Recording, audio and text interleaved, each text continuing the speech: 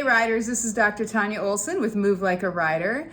And I was just talking with some riders the other day at the end of another successful clinic, and I just noticed that a lot of times what we end up doing is there's just a little group of us, and we'd be talking about like aha moments that happened and breakthroughs that happened with their horses, and kind of new awarenesses that riders are having, and we always end up talking about like how did I come up with the ideas to create this Move Like a Rider program, and I thought I'd share that with you all just in this, in this format.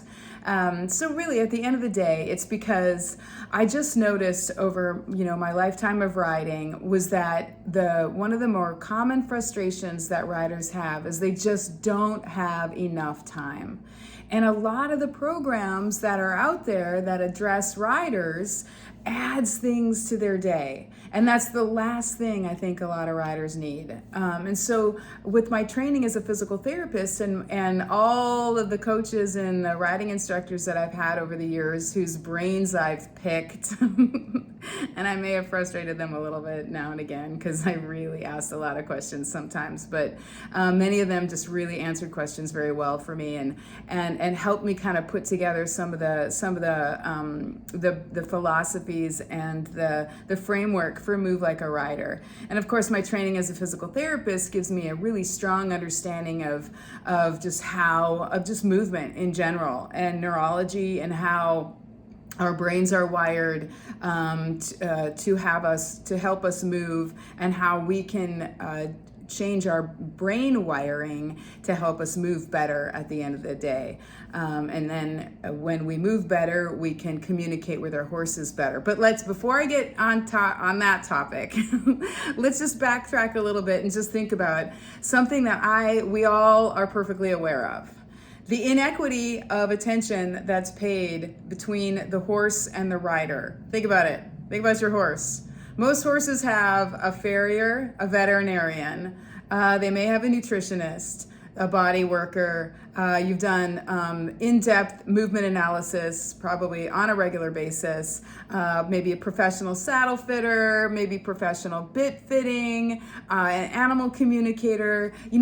They have an entire team that's working together to make that horse's life as good as it can be, and so that they can be the riding partner and maybe sometimes have the performance that you're looking for if you're competitive, or that you can just enjoy your time riding together. So there's all this attention on the horse. There's the whole entire team, an entire village for the horse. And what's left for the rider? Butt kiss. Where the horse has this super fancy, scientifically balanced feed that they're fed on the regular basis. You've gone through all this mental wrangling, and it's a whole entire whole system created for feeding your horse. And then the average rider is just pulling a Cliff Bar out of their pocket that they dropped on the floor a couple of times, and they're eating it on the way to the barn. It just we just don't pay the same attention to ourselves. We're last on the list, but think about it. A team is only as strong as the weakest player. So as long as we're not paying attention to ourselves as riders, we can't possibly be the best partner for our horses. So I thought the best thing what we need to do is not add time or responsibilities to your day. My program was created to allow you to work on becoming a better rider throughout your day without adding anything extra. And so, with that kind of going back to what I was just talking about with the horses, do you know yourself as well as you know your horse? Do you know do you work on your strength and flexibility and endurance? How's your diet? Are you just chewing on a Cliff Bar or an energy bar on the way frantically on the way out of the barn, or the way to the barn when you're going from work to the barn, or vice versa, just thinking about your own nutrition as just a happenstance or an afterthought? How much time do you spend thinking about where you are in your head, psychologically, what, mental health, managing your stress, addressing the discomfort that you're having. Like if your horse is uncomfortable and demonstrating any pain reactions, the first thing you're going to do is all the things to help the horse feel better. But how many riders are just kind of gritting their teeth and just dealing like with their low back pain or their knee pain or their shoulder pain or that shoulder injury or whatever riding related injury or life related injury that they have? Do you know how you move? Are you sure that when you ask your horse to do something that you're clearly communicating with that horse? Does the saddle fit you? Yeah, you spend a bunch of money on having a saddle fitter come out and make sure that it's fitting the horse perfectly, but does it fit you specifically as a rider as well? Like you need to be a part of the equation of the horse and rider team. And that's a big reason why I created this Move Like a Rider program. Right now, we're really focusing on moving like a rider, but there's a lot of other aspects of riders and that can be optimized in a way that doesn't add responsibilities to your day that are in the works and that are going to be revealed in the time to come. So just think about this. Busy riders need less to have to worry about. So my training as a physical therapist, really the nuts and bolts and the framework of my program is built on neurology and understanding how people move. And so if a rider understands how they move, then they're going to be able to be confident that they're communicating clearly with their horse. And then the horse can respond better. Now, if you know that you are moving properly, and when you're asking your horse to do something and applying your aids, and you're confident that those aids are being applied accurately and you're communicating more clearly, then you have more mental capacity or ability to pay attention to the little things with your horse, to observe your horse and observe yourself. If you're having to actually think about every little thing that your body is doing, and your riding isn't automatic like it is like with more of the elite riders who are riding 10 horses a day, then you're not able to be fully present and really pay full attention to what it is that you're riding, what it is that you're doing when you're riding. If all you're thinking about is if you're just trying to keep everything together, and you have a scattered mind and you're not fully just automatically providing aids in a clear and communicative way to your horse, that you're never going to be able to be harmonious. So that just significantly interferes with your ability to be the harmonious partner that your horse needs. So with that said, let's kind of backtrack a little bit and just expand a little on that thought process. And you're going to hear a lot of me talking about motor patterns or movement patterns. And that's the basis of my system. I learned a long time ago when I was asking my riding coach, it was Wim Fukema, a lovely gentleman from the Netherlands. He was telling me when to apply an aid, and I asked him, I stopped and I didn't feel like I was really getting it, and I finally just pulled up and I was just like, Vimy, like how do you know when to apply that aid? How do you know when to tell me to do the thing? And he's like, well, it just feels right. And I'm like, well, what if I don't have that feeling? Like, how can I recreate the timing of that aid if I don't have that natural feel that he has? And he has it because, he rode 10 horses a day since he was like 4.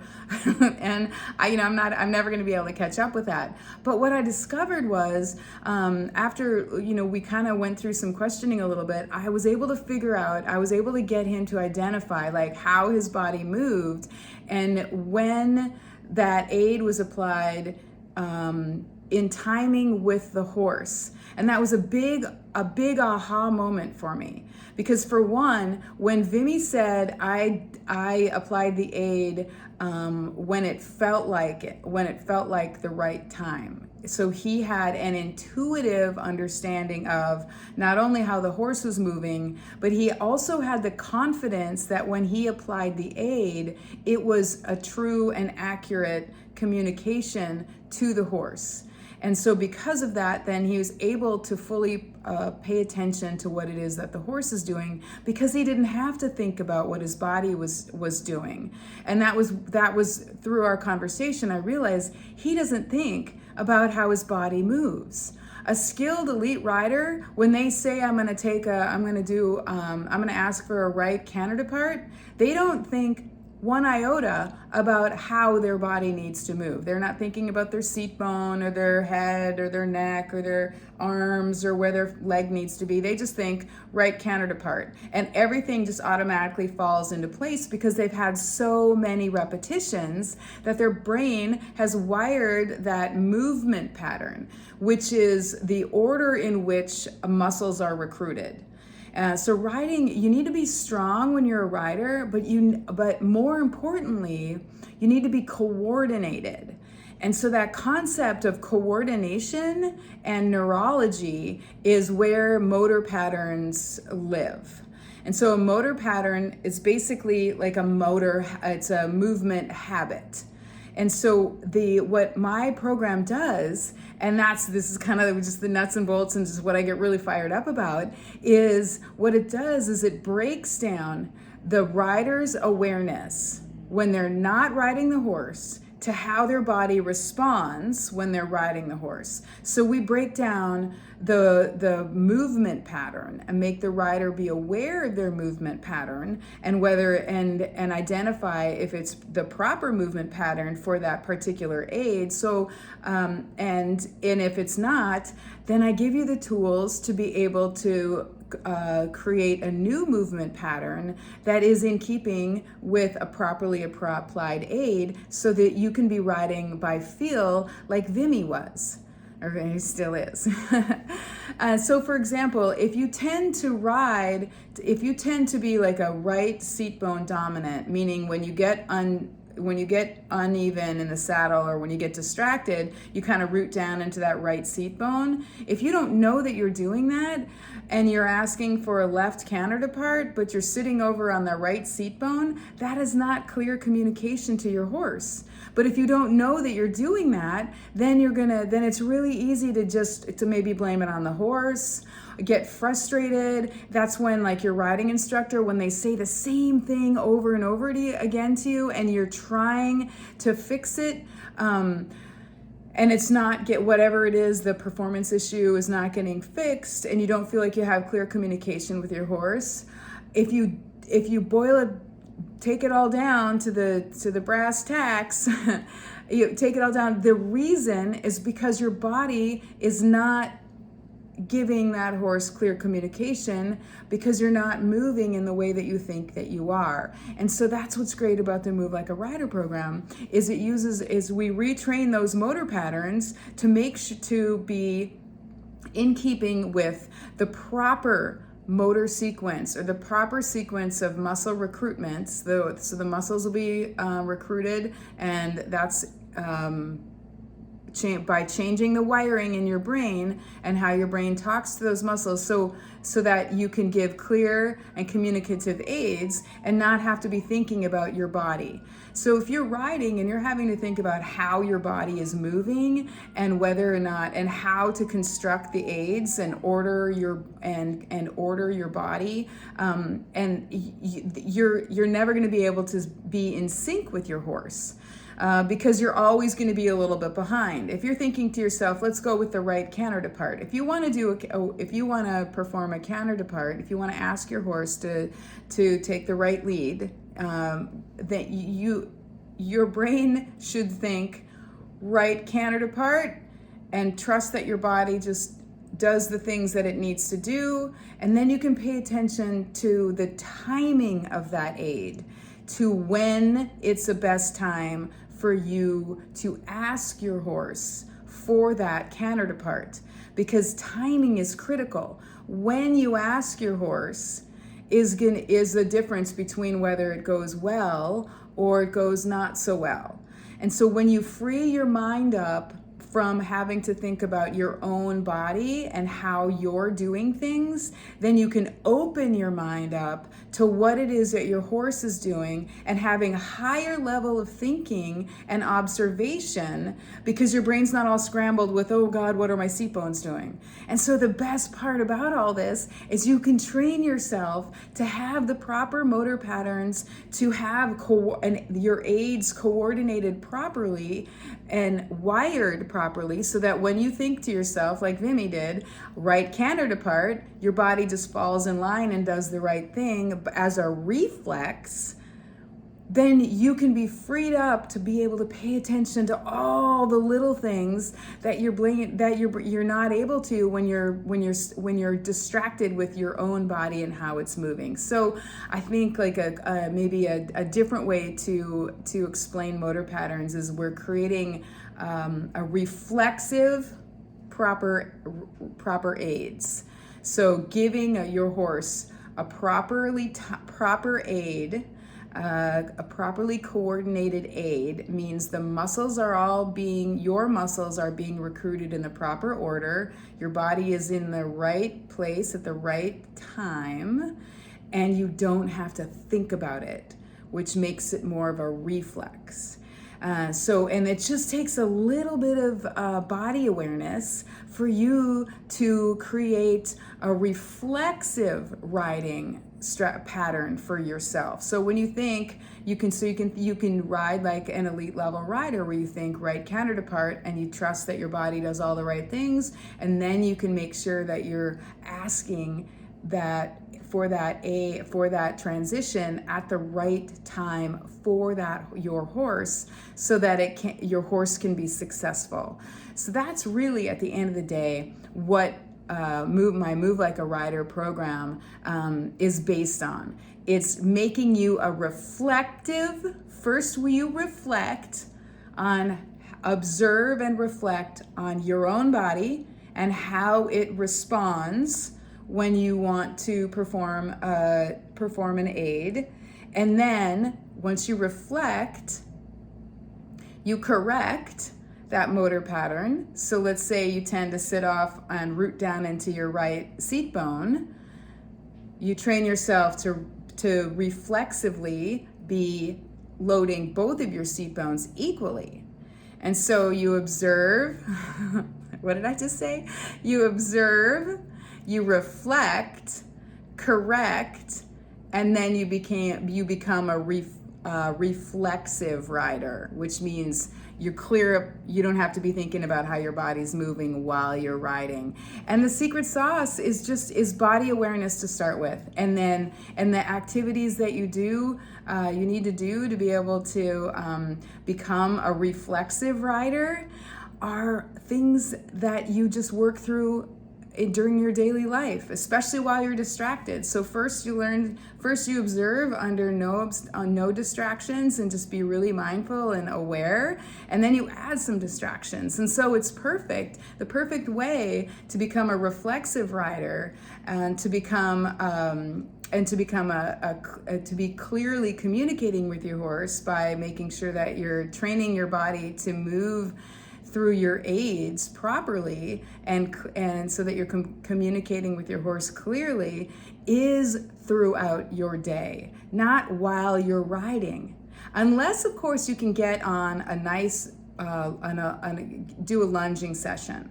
Lunging sessions where if you've got a good, solid, consistent horse and a patient friend or coach, and you can just sit and observe your body. Lunging is a really great opportunity to be able to take your body awareness and your developing yourself as a reflexive rider to the next level. But I talk about through that in my program as well. But that's like that. Those are the concepts of behind and the origins of Move Like a Rider, is the fact that we're busy people, And my experience as a physical therapist and my experience talking with elite level riders and talented coaches and riding instructors and kind of picking their brains and realizing that they're reflexive, and because they don't have to think about how their body is moving, that frees them up to be able to observe their horse to a much higher level than the average rider does, so that they can be timing their aids properly. And that's really, really critical. That's one of the biggest differences between an elite level rider, who's competing, or just a rider who's just having a lot more fun when they're on the trail, because they're communicating more harmoniously with the horse, because when they're asking the horse for things, they're asking in a time that is easier for the horse to respond properly. So that's Move Like a Rider 101, a little bit of the philosophy and kind of some of the stories that I tell at the end of the clinic days. And a little kind of a peek behind the screen, and so that hopefully this helps you understand a little bit more of the philosophies behind Move Like a Rider, and you're super excited to become that reflexive rider that you can become. So I really hope to see you down the road in the arena. Through the screen here, and for more information, just go to movelikearider.com. So you got to move better to ride better.